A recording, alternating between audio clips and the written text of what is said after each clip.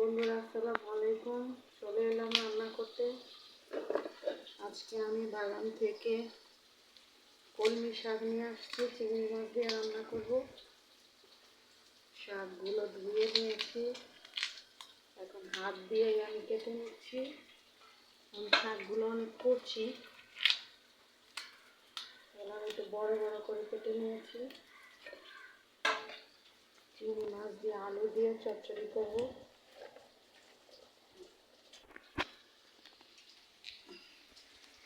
আমি চিংড়ি মাছটা ভেজে নিচ্ছি, মশলা দিয়ে দিব। মশলা দিয়ে দিয়েছি, এখন কষিয়ে দেবো।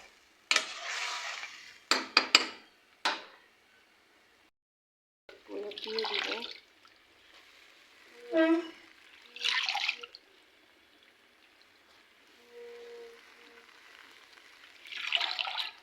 তাজা তাজা শাক। বন্ধুরা, ছাদ বাগানে সেই মজা।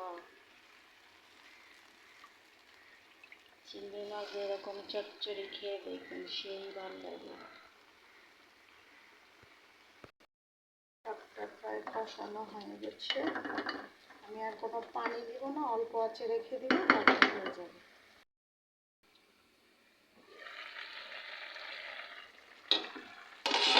বন্ধুরা, আমার তরকারিটা রেডি। চচ্চড়ি, কলমি শাকের চচ্চড়িটা রেডি। দেখো, রান্নি রান্নি লাগছে। তো আজকে এই পর্যন্তই। সবাই ভালো থেকো, সুস্থ থেকো। আল্লাহ হাফেজ। আর আমার জন্য তোমরা দোয়া করো।